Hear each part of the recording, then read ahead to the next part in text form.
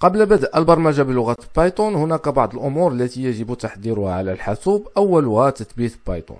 من خلال الموقع الرسمي python.org نقوم بالذهاب إلى داونلود، ثم نقوم بتحميل آخر نسخة لبايثون ونقوم بتثبيتها على الحاسوب. بعد ذلك نقوم بتحميل برنامج أناكوندا نافيغاتور. هذا البرنامج يعطينا عدة إمكانيات، من بينها توفير مجموعة من البرامج والمحررات للغة بايثون. من خلال هذه البرامج سوف نستعمل في هذه السلسلة برنامج سبايدر. سبايدر هو محرر للغة بايثون. هناك محررات أخرى في نفس البرنامج أي أناكوندا نافيغاتور، ولكن نحن سوف نستعمل سبايدر. من وجد مشكلة في تحميل أو تثبيت أناكوندا نافيغاتور، هناك حل آخر أونلاين وهو جوجل كولاب. جوجل كولاب هو إمكانية أو وسيلة للبرمجة بلغة بايثون أونلاين بدون تحميل أي برنامج على الحاسوب، من خلال الذهاب إلى جوجل ثم كتابة هنا في البحث جوجل كولاب، ثم الذهاب إلى الموقع جوجل كولاب وفتح ملف جديد والقيام بتطبيق كود لغة بايثون. من خلال هذا العنصر نكتب مثلا هنا كمثال كود لبايثون، مثلا x يساوي 1، ثم نقوم بprint x، ثم نقوم بتنفيذ هذا الكود فيعطينا في النتيجة رقم 1. إذا كان هذا بخلاصة بعض الأمور التي يجب تحضيرها على الحاسوب قبل متابعة خلال هذه الدورة، وهي بايثون، أناكوندا نافيغاتور أو جوجل كولاب. خلال هذه الدورة سوف نقوم بالتعرف على المتغيرات variables، ثم دالة if و for، ثم سوف نقوم بصنع بعض الدوال نحن بأنفسنا. سوف نقوم بصنع دوال خاصة functions، ثم سوف نتعرف على data structure أي هياكل البيانات، خصوصا الليست والتيوبل والسيت والديكشنري، ثم سوف نتعرف على الكلاس and objects، ثم سوف نتعرف على بايثون and database أي بايثون مع قواعد البيانات. كما هو معلوم تخزين البيانات يتم على مستوى ذاكرة الحاسوب، وخصوصا ذاكرة الحاسوب الحية التي تقوم بتسجيل البيانات لحظيا. لنفترض مثلا أننا نريد حساب هذه العملية 4 زائد 5، ولنفترض تجاوزا أن ذاكرة الحاسوب هي هذا الجدول. أول شيء نقوم به هو حجز مساحة لكل معلومة من معلومات هذه العملية الحسابية، بمعنى يجب حجز مساحة ل4، ثم حجز مساحة ل5، ثم حجز مساحة للنتيجة التي هي مجموع 4 زائد 5، بمعنى أنني على مستوى ذاكرة الحاسوب أحجز مساحة ل4 وأقوم بتسميتها، ثم مساحة ل5 وأقوم بتسميتها، ثم مساحة ل9 وأقوم بتسميتها. أنا قمت بتسمية 4 number 1، ثم 5 مساحة باسم number 2، ثم مساحة المجموع سميتها sum. وبهذا ممكن أن نعرف المتغير بأنه عبارة عن مساحة محجوزة على مستوى الذاكرة تتميز باسم معين ولديها قيمة معينة. الآن وبعد أن قمنا بتعريف المتغيرات سوف نقوم بإنجاز العملية بواسطة لغة بايثون. أول شيء سوف نقوم به هو حجز مساحة لأول قيمة التي هي 4 باسم number 1. number 1 تساوي 4. number 1 هي مساحة محجوزة على الذاكرة وهي التي نسميها متغير. إذا لدينا المتغير الأول هو number 1 ويساوي 4. لدينا كذلك متغير ثاني اسمه number 2 ويساوي 5. ولدينا متغير ثالث اسمه sum وهو الذي سوف يقوم بحساب قيمة النمبر 1 زائد قيمة النمبر 2. ثم سوف نضيف أمر آخر الذي هو الأمر print سوف يقوم بتنفيذ العملية sum. الآن بعد أن فهمنا المتغيرات وكيف نقوم بالتصريح بالمتغير وإعطائه قيمة، سوف نقوم بتطبيق هذه الأشياء على محرر بايثون، إما محرر سبايدر أو جوجل كولاب. في هذا الدرس سوف أطبق هذا الكود على مستوى جوجل كولاب. على مستوى جوجل كولاب سوف نقوم بكتابة اسم المتغير الأول نمبر 1، ثم نعطيه قيمة 4، ثم نقوم بكتابة اسم المتغير الثاني نمبر 2 ونعطيه القيمة 5، ثم نقوم بكتابة اسم المتغير الثالث ونعطيه قيمة نمبر 1 زائد قيمة نمبر 2، ثم نقوم بكتابة الأمر print الذي سوف يقوم بتنفيذ العملية sum. هي مجموع النمبر 1 زائد النمبر 2. ما قمت به هنا هو أنني حجزت مساحة على الذاكرة باسم نمبر 1 أعطيتها قيمة 4، ثم مساحة أخرى سميتها نمبر 2 أعطيتها القيمة 5، ثم مساحة ثالثة سميتها sum وأعطيتها القيمة نمبر 1 ثم القيمة النمبر 2، ثم قمت بأمر البرنامج عبر print بحساب المجموع، أي مجموع النمبر 1 زائد النمبر 2. لم يبقى إلا أن ننفذ هذا الكود عبر هذه الأيقونة، ثم أعطانا النتيجة التي هي 9. والمتغيرات ليست بالضرورة هي دائما عددية أو رقمية، فيمكن أن تكون قيمة المتغير نوع آخر من البيانات، نص مثلا. فمثلا يمكن أن نسمي متغير name ونعطيه قيمة نصية، مثلا سوف أكتب اسمي الكامل، ثم أطلب من البرنامج عبر الأمر print أن يقوم بإظهار مضمون المتغير name. سوف أقوم بتنفيذ البرنامج، سوف يعطيني اسمي الكامل. المتغيرات ليست بالضرورة قيمتها دائما عددية أو رقمية، ممكن أن تكون نصوص، ممكن أن تكون أنواع أخرى من البيانات، وحتى الأعداد والأرقام ممكن أن تكون أعداد صحيح طبيعية أو أعداد حقيقية أو عشرية إلى آخره. فمثلا ممكن أن يكون عدد صحيح طبيعي ك4، وممكن أن يكون العدد حقيقي مثل 5 مثلا .20، هذا حقيقي float، وهذا صحيح طبيعي integer. والتعامل مع المتغيرات يمكن أن يكون بطرق مختلفة، ليس بالضرورة طريقة واحدة. فمثلا ممكن هنا أن أحسب المجموع ليس بهذه الطريقة، بالتصريح بمتغير sum ثم أعطيه هذه القيم. ممكن أن أقوم بحذف هذا السطر، ثم أقوم هنا بكتابة مباشرة نمبر 1 زائد نمبر 2. أقوم بتنفيذ البرنامج فيعطيني النتيجة 4 زائد 5.20 تساوي 9.20. فممكن أن ألغي هذا السطر وأكتب مباشرة القيم هنا داخل الأمر print. ممكن كذلك أن أكتب الأرقام أو الأعداد مباشرة، أكتب هنا 4 وهنا أكتب 5.20 وأنفذ البرنامج. لكن هذه الطريقة غير منصوح بها، فهي طريقة فقط للشرح. الطريقة الصحيحة هي يجب إعطاء هذه القيم للمتغيرات، بمعنى نحجز مساحة على مستوى الذاكرة لتسجيل هذه القيم. في حالة ما إذا أردنا تعديل هذه القيم بقيم أخرى مثلا في برنامج معين، فيكفي أننا نقوم تغيير القيمة هنا داخل المتغير فتتغير أوتوماتيكيا داخل الأمر print، دون ما الحاجة للرجوع دائما للأمر print لكي نعدل على هذه القيم. سوف أقوم هنا بإرجاع المتغيرات إلى قيمتها الأصلية. sum يساوي number 1 زائد number 2.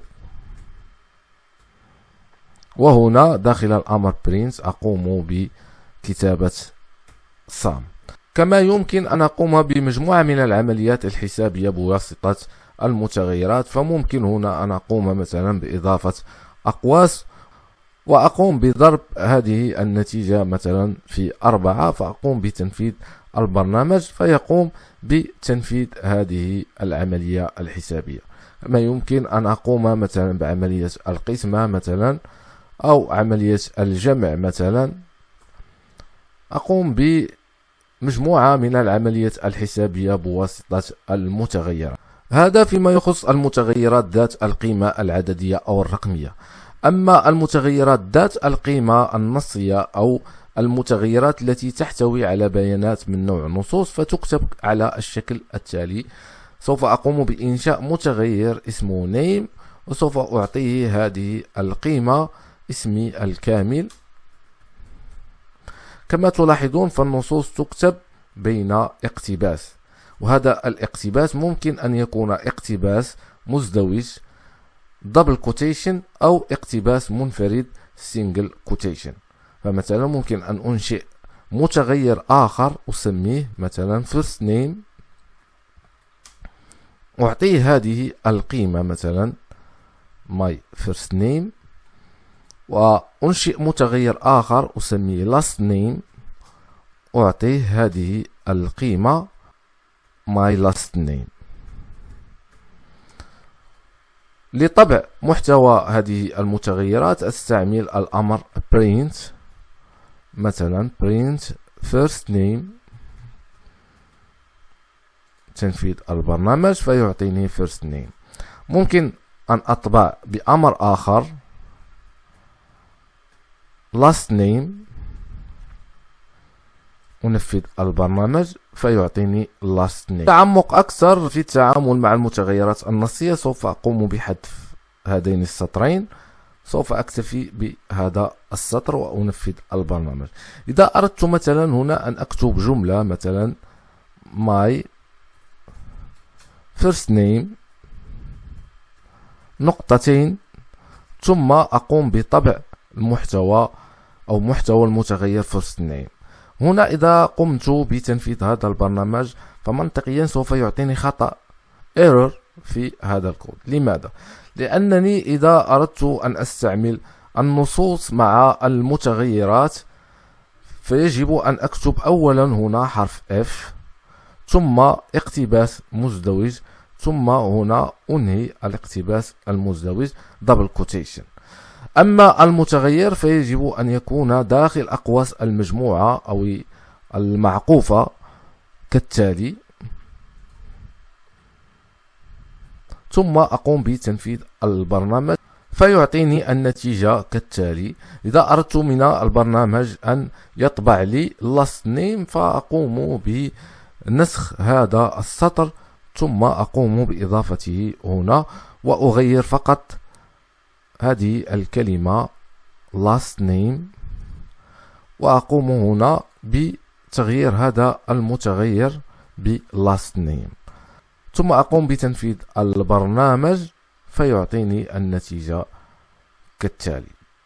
ممكن أن أضيف متغير آخر هنا مثلا age مثلا يساوي 43، وهنا مثلا سوف أحذف هذا السطر وأكتب مثلا هنا my first name، هذا المتغير فاصلة مثلا my last name نقطتين، وأقوم بإنشاء أقواس المجموعة وأقوم هنا بكتابة المتغير last name، ثم أقوم هنا بوضع فاصلة، ثم أقوم بكتابة my age نقطتين، وأقوم بفتح أقواس المجموعة وأكتب المتغير age. لاحظوا هنا كتبت جميع المتغيرات أو جميع النصوص في سطر واحد الذي هو الأمر print. سوف أقوم بتنفيذ البرنامج فيعطيني my first name جلالي، my last name الكتاتي، my age 43. الدالة الشرطية F تستعمل حينما نريد الحصول على نتيجة أو إظهار نتيجة انطلاقا من شرط معين. مثلا إذا أردنا مثلا أن نبرمج خوارزمية تقوم بإظهار نتيجة ناجح انطلاقا من درجة الطالب المحصل عليها. إذا نفتح جوجل كولاب ثم نقوم بتطبيق هذا المثال. أول شيء نقوم به هو إنشاء متغير لحفظ درجة الطالب. هذا المتغير سوف أسميه نمبر 1. سوف أعطيه قيمة الطالب مثلا 14 أو درجة الطالب أو نقطة الطالب. ثم أقوم بإنشاء الدالة F كالتالي. أقوم بتحديد الشرط إذا كان إذا كان نمبر 1 أي درجة الطالب أكبر من أو تساوي 10. إذا كانت درجة الطالب أكبر من أو تساوي 10 نقطتين.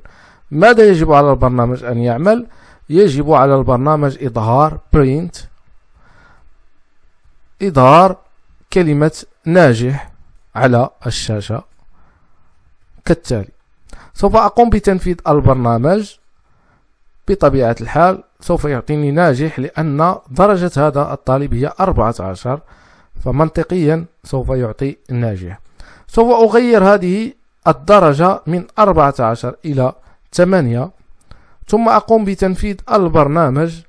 بطبيعة الحال لن يعطيني شيء لأنني لم أحدد في الدالة F أمرا يقوم بإظهار كلمة راسب في حالة إذا كانت النقطة أصغر قطعا من 10. أنا فقط قمت بتحديد شرط واحد ونتيجة واحدة. إذا أردت التصريح بالشرط الثاني الذي هو إذا كانت هذه الدرجة أصغر قطعا من 10 فأظهر كلمة راسب. يجب أن أقوم بإضافة ألف ثم أحدد الشرط الثاني الذي هو إذا كان نمبر 1 أصغر قطعا من 10، يعني إذا كانت درجة الطالب أصغر قطعا من 10 نقطتين. ماذا يجب على البرنامج أن يفعل؟ يجب أن يطبع print، يطبع راسب بين اقتباس. سوف أقوم بتنفيذ البرنامج ثم سوف يعطيني راسب لأن 8 أصغر قطعا من 10. أقوم بتغيير هذه الدرجة مثلا إلى 18 ثم أنفذ البرنامج سوف يعطيني ناجح وهكذا. الآن سوف أغير درجة الطالب إلى 23. سوف أقوم بتنفيذ البرنامج. ماذا يعطيني؟ سوف يعطيني ناجح، لكن منطقيا 23 لا توجد داخل نطاق أو مجال درجة الطالب. درجة الطالب يجب أن لا تتجاوز 20، بمعنى أن الطالب يمكن أن يأخذ معدل أو درجة انطلاقا من 1 إلى 20. لتفادي هذا المشكل ماذا يجب علي أن أفعل؟ يجب علي في هذا الشرط أن أحدد مجال درجة الطالب حينما يكون ناجح. حينما يكون ناجح يجب أن تكون درجة الطالب أكبر من أو تساوي 10، وكذلك درجة الطالب أن لا تتجاوز 20، بمعنى أن تكون أصغر من أو تساوي 20. هنا يجب أن أضيف and number 1، يعني نفس درجة الطالب أن تكون أصغر من أو تساوي 20، بمعنى أنني هنا حددت مجال درجة الطالب بين 10 و20. إذا كانت بين 10 و20 ماذا يجب على البرنامج أن يفعل؟ يجب أن يظهر كلمة ناجح. غير ذلك إذا كانت درجة الطالب أصغر قطعا من 10 فأظهر كلمة راسب. سوف أقوم الآن بتنفيذ البرنامج. لم يعطيني أي نتيجة، وهذا شيء طبيعي ومنطقي لأن درجة الطالب 23 لا تنتمي للمجال ما بين 10 و20، وكذلك ليست أصغر قطعا من 10، لهذا لم يعطيني أي نتيجة لأن البرنامج لا يتضمن أي سطر يقوم بإظهار نتيجة ما إذا كان المعدل أو درجة الطالب أكبر قطعا من 20. لهذا سوف أضيف سطر آخر الذي هو ألف وأحدد فيه هذا الشرط، يعني إذا كانت درجة الطالب أكبر قطعا من 20 نقطتين. ماذا يجب على البرنامج أن يفعل؟ أظهر هذه الجملة درجة الطالب لا توجد داخل المجال المطلوب. سوف أقوم بتنفيذ البرنامج الآن. سوف يعطيني هذه الجملة درجة الطالب لا توجد داخل المجال المطلوب. إذا قمت بتعديل درجة الطالب مثلا إلى 9 وقمت بتنفيذ البرنامج سوف يعطيني راسب. إذا قمت بتغيير الدرجة إلى 13 وقمت بتنفيذ البرنامج سوف يعطيني ناجح. إذا قمت بتغيير هذه القيمة وأعطيته مثلا 24 وقمت بتنفيذ البرنامج سوف يعطيني درجة الطالب لا توجد داخل المجال المطلوب. هناك ملاحظة أخرى أن في هذا الشرط إذا كانت درجة الطالب أصغر قطعة من 10 يجب على هذه الدرجة أن لا تكون أصغر من 0، يعني ناقص 1 ناقص 2 إلى آخره. لهذا سوف أضيف هنا AND ثم أقوم بتحديد المجال في أكبر من أو تساوي 0، بمعنى إذا كانت النقطة أصغر قطعا من 10 وأكبر من أو تساوي 0، يعني ما بين 0 و10، فهذا راسب. أما إذا كانت ناقص 1 ناقص 2 فهذه الدرجة لا تدخل داخل نطاق درجة الطالب. سوف أقوم الآن بتنفيذ البرنامج. سوف يعطيني درجة الطالب لا توجد داخل المجال المطلوب لأن الدرجة هي 24. سوف أقوم بتغييرها إلى 8 وأنفذ البرنامج سوف يعطيني راتب، ثم أقوم بتغييرها إلى ناقص 4 وأقوم بتنفيذ البرنامج لم يعطيني أي شيء، لأن ناقص 4 لا تدخل في هذا المجال ما بين 10 و20، وليست في هذا المجال ما بين 0 و10، وليست أكبر من 20. لهذا ممكن أن أضيف أمر آخر الذي هو else. ماذا تعني else؟ تعني أنه إذا لم يتحقق هذا الشرط ولم يتحقق هذا الشرط ونتيجته، ولم يتحقق كذلك هذا الشرط ونتيجته، فماذا على البرنامج يجب أن يفعل؟ في جميع الحالات else يجب أن يظهر هذه النتيجة. يجب أن تكون الدرجة أكبر من أو تساوي 0. سوف أقوم بتنفيذ هذا البرنامج. سوف يعطيني يجب أن تكون الدرجة أكبر من أو تساوي 0. إذا قمت بتغييرها إلى 0 سوف تعطيني راتب. هناك ملاحظة أخرى على الدالة الشرطية F، وهي ملاحظة مهمة، أنني عندما أكتب الدالة الشرطية في هذا السطر يجب أن تكون النتيجة التي هي ذات علاقة بهذا السطر بعد مسافة. يجب هنا أن أضيف مسافة ثم أكتب هذا الأمر لأنه تابع لهذا السطر، ثم بعد ذلك أقوم بكتابة الدالة من جديد، والأوامر التي ترتبط بها أو ذات علاقة بها تكتب بعد مسافة، وهكذا إلى أن تنتهي أوامر الدالة F. لفهم دالة التكرار for سوف نقوم بتطبيق المثال التالي. سوف نقوم ببرمجة كود دوره هو إظهار ترتيب الأعداد من 1 إلى 10. دالة for تكتب على الشكل التالي. for سوف أقوم هنا بإنشاء متغير I. هذا المتغير سوف يدخل في مجال معين in range. هذا المجال هو من 1 إلى 11. سوف أقوم بشرح كل هذه الأشياء. نقطتين: الهدف هو طبع print قيمة I. ماذا يقع في هذا الكود؟ دالة التكرار for تعطينا انطباع بأن البرنامج فيه نتيجة أو فيه تكرار لعملية معينة. الآي هذا المتغير دوره أنه يدخل في هذا الرينج، في هذا المجال من 1 إلى 11، ثم يأخذ قيمة، مرة يأخذ 1 مرة يأخذ 2. هذه العملية عملية تكرار أخذ القيمة من طرف الآي في كل مرة مسؤول عنها الدالة for. بمجرد كتابة دالة for فهذا يعني أن النتيجة أو هذا البرنامج فيه تكرار لعملية معينة. في كل مرة يأخذ هذا الآي قيمة يقوم print I بطبعها على الشاشة. سوف أقوم بتنفيذ هذا البرنامج لنرى النتيجة. فالنتيجة في كل مرة الآي يأخذ قيمة والبرينت يقوم بطبعها على الشاشة.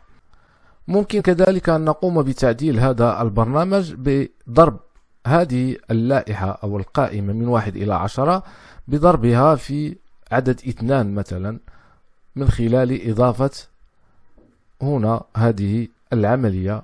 الآي في كل مرة يتم ضربه في 2.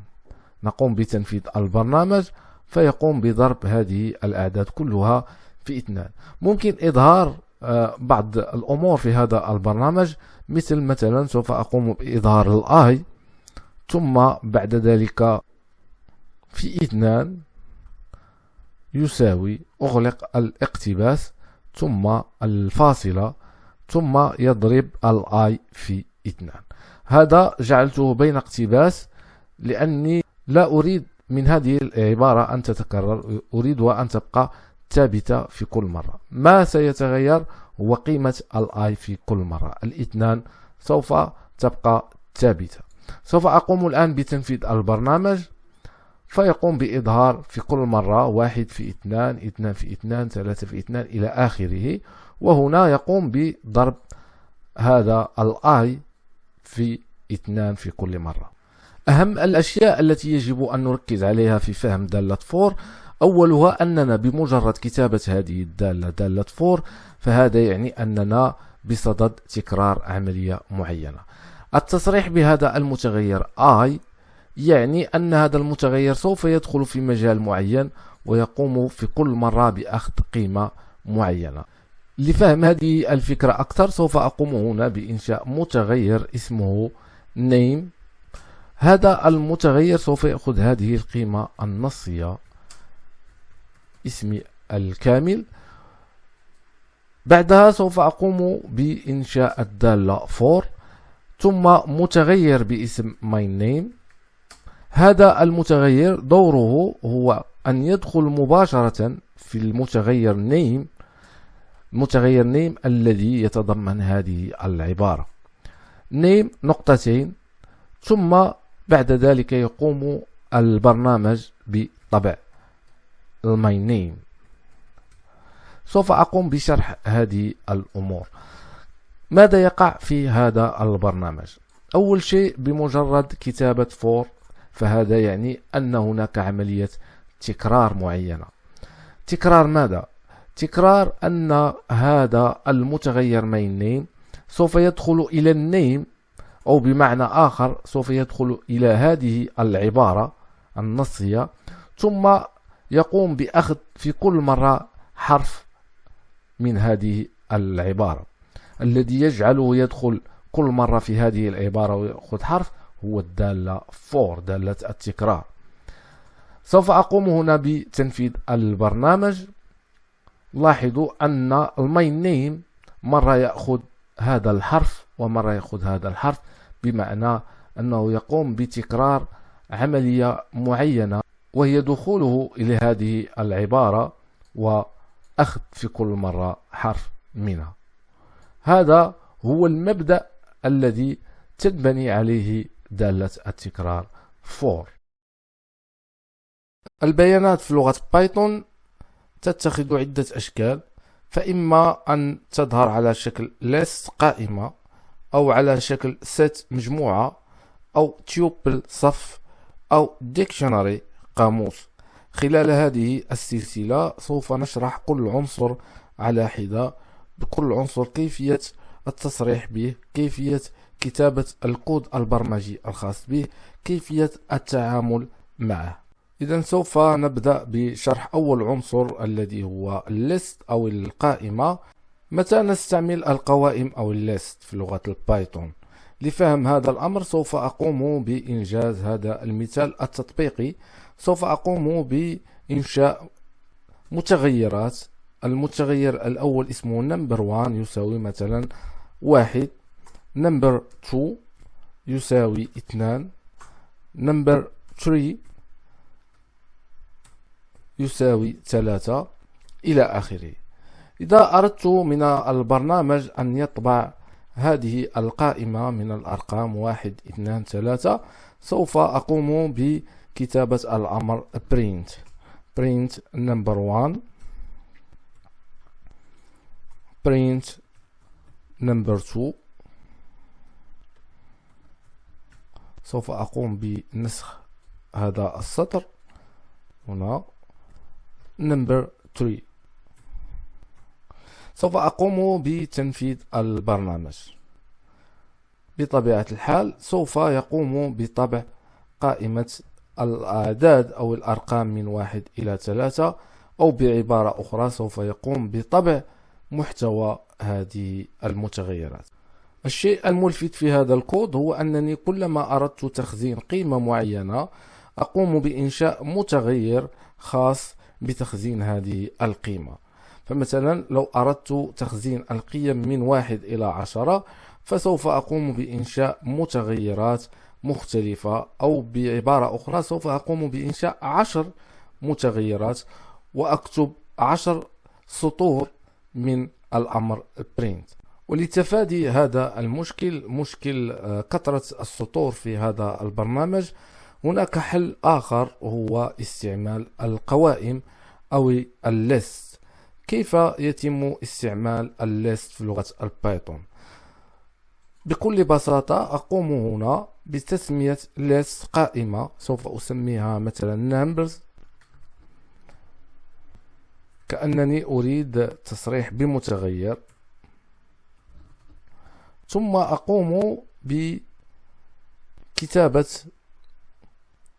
الأقواس المربعة، ثم أقوم بكتابة هذه القائمة مثلا 1 2 3 4 5 إلى آخره، ثم أقوم بالاستغناء عن هذه المتغيرات التي أصبحنا لا نحتاجها.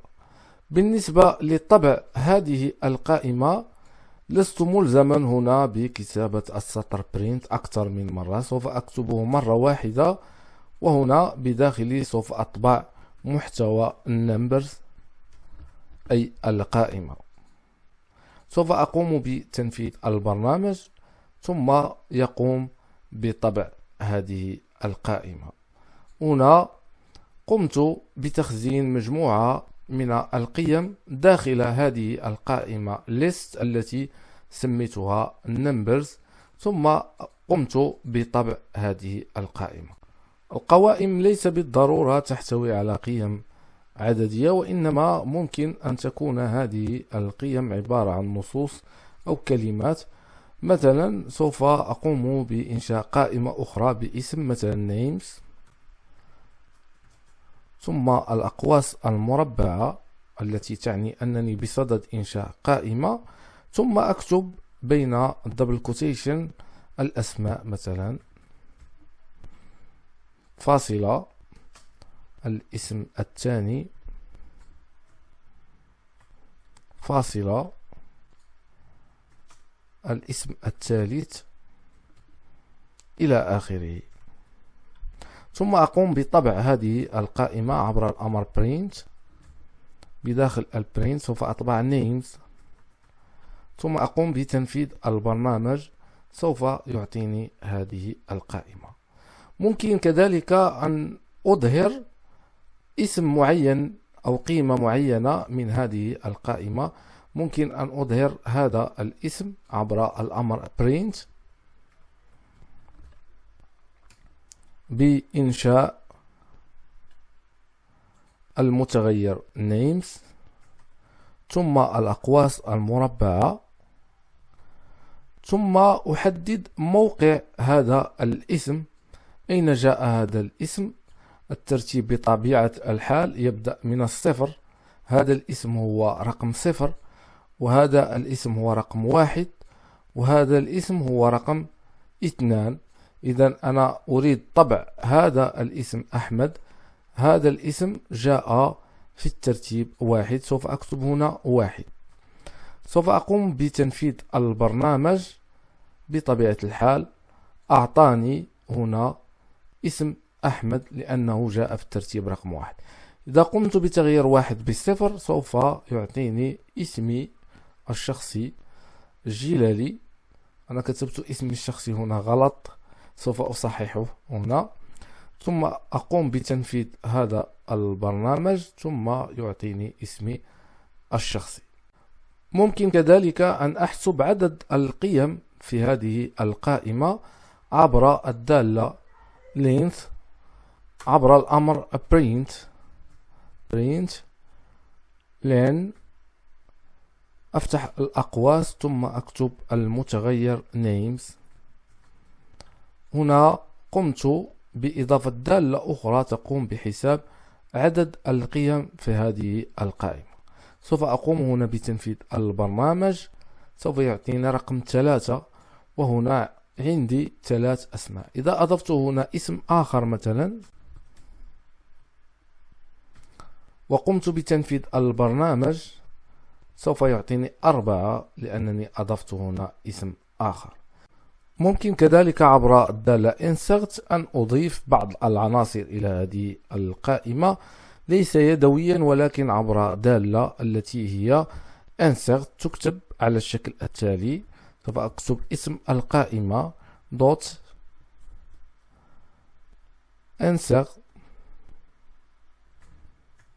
سوف يعطيني هنا ضمن القائمة اسم الدالة insert، ثم أقوم هنا بتحديد الموقع أو الترتيب الذي أريد أن أضيف فيه هذا العنصر. مثلا إذا كتبت 0 فبمعنى أنني أريد لهذا العنصر أن ينضاف هنا في أول القائمة. إذا كتبت مثلا 2 سوف ينضاف هنا بعد اسم أحمد، باعتبار أن 0 هو هذا الاسم و1 هو هذا الاسم. سوف أقوم هنا بإضافة هذا الاسم في أول القائمة 0،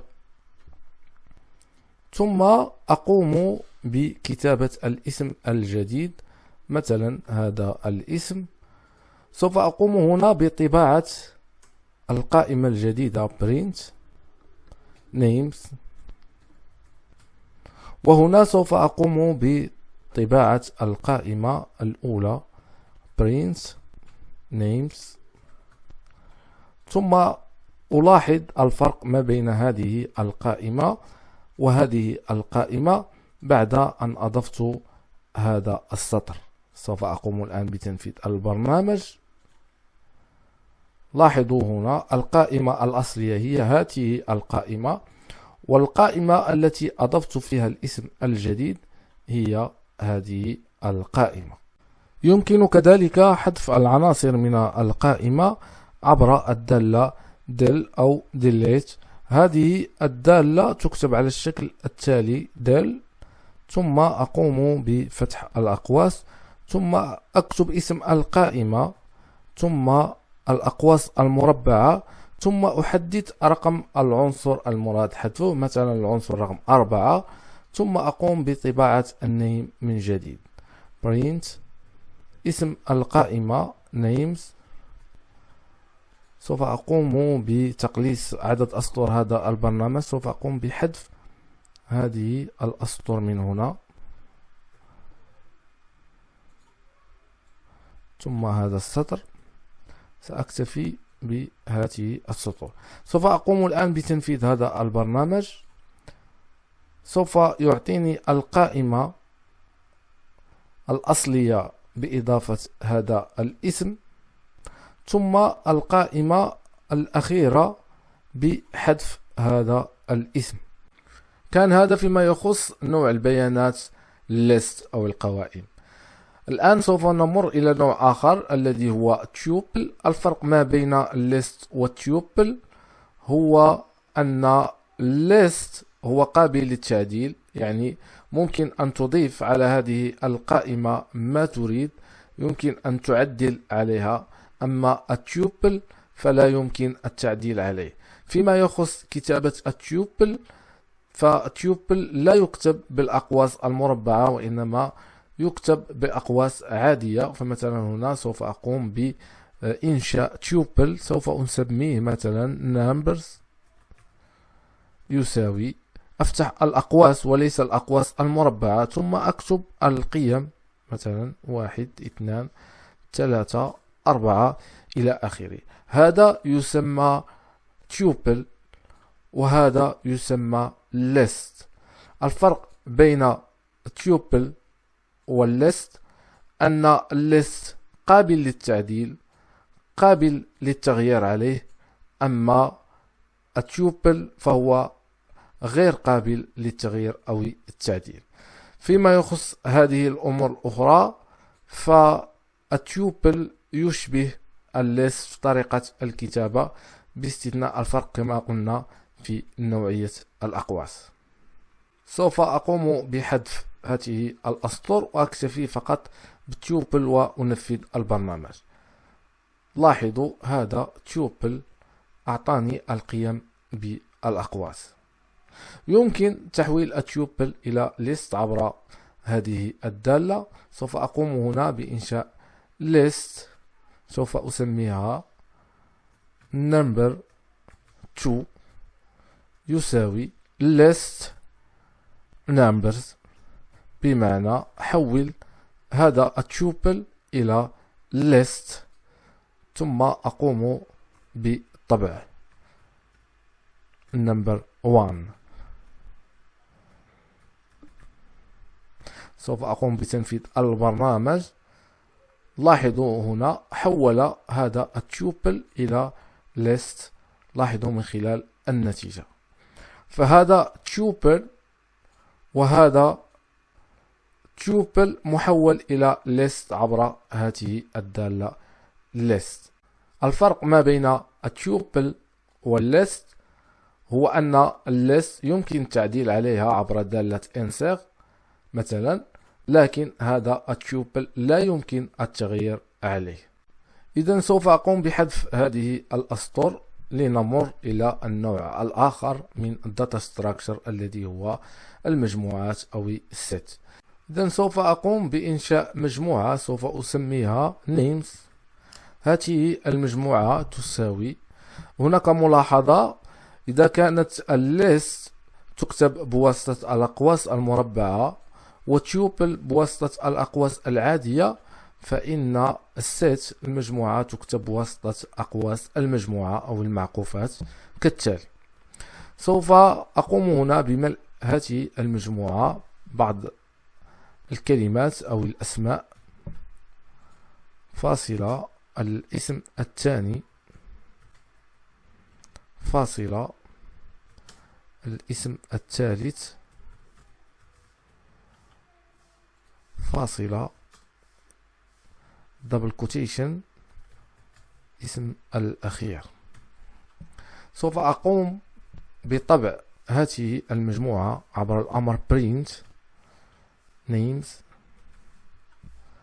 أقوم بتنفيذ البرنامج فيعطيني مضمون هذه المجموعة.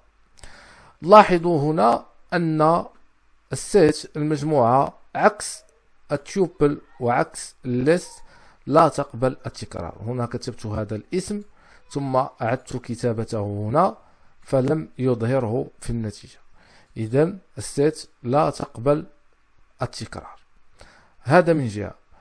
من جهة أخرى الست لا تحتفظ بالترتيب. لاحظوا هنا فالترتيب هو هذا الاسم يتبعه هذا الاسم ثم هذا الاسم. لاحظوا في النتيجة لم يحتفظ بالترتيب، بعكس التيوبل والليست تحتفظ بالترتيب. كما أن الست لا يمكن التعديل عليها إلا بواسطة مثلا الدالة. سوف أقوم بمثلا إضافة اسم آخر هنا، سوف أقوم بكتابة names دوت add هذه الدالة add. لاحظوا هنا بالنسبة للليست أقوم بكتابة رقم الخانة المراد الإضافة عليها. هنا في الست لا توجد خانات، أقوم بكتابة الاسم الذي أريد أن أضيفه مباشرة، مثلا هذا الاسم، ثم أقوم بتنفيذ البرنامج. عفوا نسيت أن أضيف هنا الأمر print من جديد لطبع المجموعة names. الآن سوف أقوم بتنفيذ البرنامج.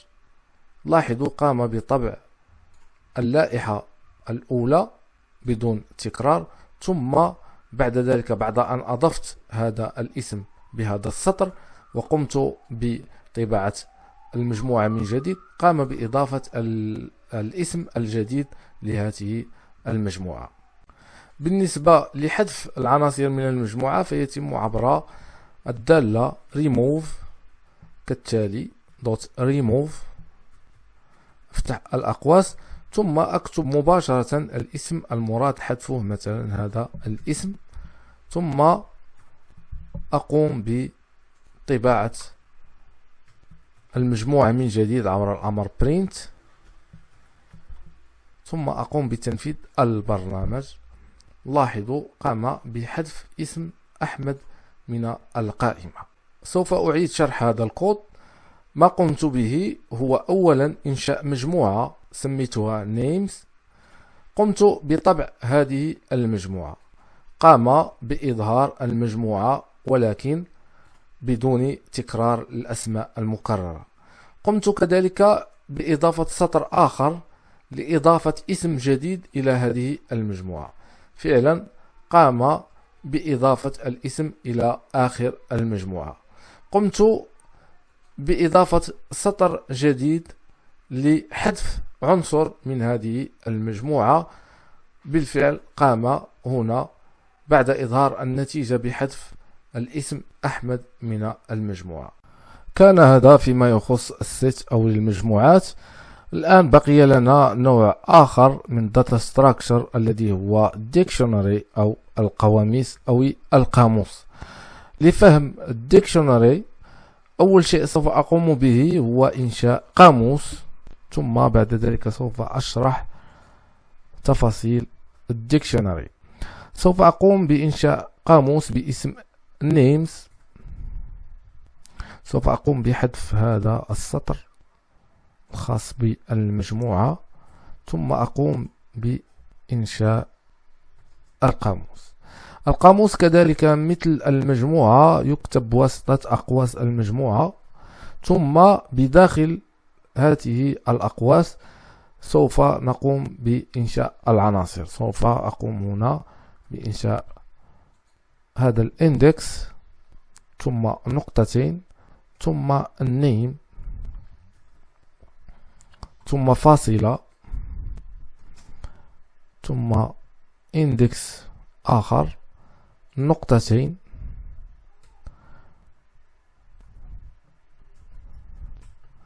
ثم فاصلة، ثم الاندكس 3، نقطتين، ثم اسم آخر مثلا.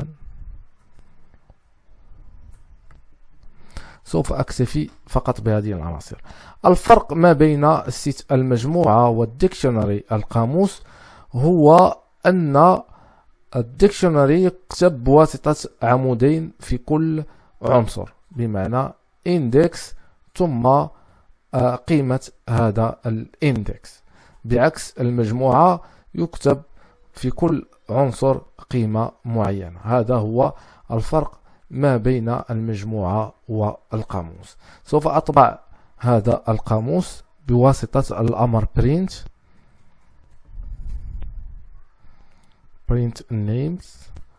سوف أقوم بحذف هذه الأسطر الزائدة، ثم أقوم بتنفيذ البرنامج. لاحظوا أعطاني هنا مضمون القاموس.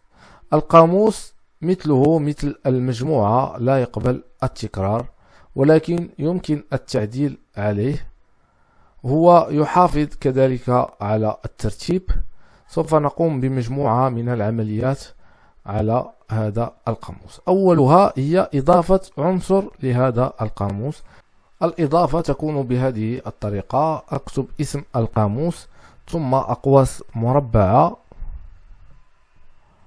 ثم أضيف هنا الاندكس 4، ثم هنا تساوي ماذا أريد في الاندكس 4؟ أريد إضافة مثلا هذا الاسم مثلا، ثم أقوم بطبع القاموس من جديد. أنفذ البرنامج. لاحظوا أضاف رقم 4 وأعطاه القيمة التي حددتها. يمكن حذف بعض العناصر من هذا القاموس عن طريق كتابة اسم القاموس ثم الدالة pop التي تقوم بحذف العناصر، ثم نحدد الاندكس المراد حذف قيمته. في هذه الحالة سوف نحدد الاندكس رقم 4 الذي أضفناه في هذا السطر، سوف نقوم بحذفه. سوف نقوم بإعادة طبع القاموس على الشاشة ثم ننفذ البرنامج. لاحظوا من خلال هذا السطر أضفنا اندكس اسمه 4، هذه هي قيمته، ثم قمنا بحذفه عن طريق البوب فقام بحذفه من خلال هذه النتيجة. ممكن كذلك التعديل على عناصر القاموس من خلال الأمر update names dot update، ثم أقوم مثلا بالتعديل على هذا الاندكس. سوف أقوم بإنشاء أقواس المجموعة ثم نسخ الاندكس المراد تعديله، ثم أقوم بطبع القاموس من جديد ثم أنفذ البرنامج. يبدو أن هناك خطأ، هنا أخطأت في كتابة الأمر update أو الدالة update. سوف أعدل هذا الأمر ثم أقوم بتنفيذ هذا البرنامج. لاحظوا هنا أعطاني نفس القائمة الأولى لأنني هنا لم أغير هذا الاسم. سوف أكتب اسم آخر مثلا وأنفذ البرنامج. لاحظوا هنا قام بتعديل الاسم بالاسم الجديد. التعديل يكون بواسطة update والحذف يكون بواسطة البوب. ميزة أخرى للقاموس وأنه يمكن للقاموس أن يضم list قائمة عن طريق كتابة هذا السطر. مثلا هذه القائمة ممكن أن أكتب مثلا number أو numbers نقطتين، هنا double quotation ضروري من الاقتباس، ثم هنا أقواس مربعة، ثم أقوم بالترتيب هكذا، ثم أقوم بتنفيذ البرنامج. لاحظوا هنا قام بطبع الليست من داخل القاموس.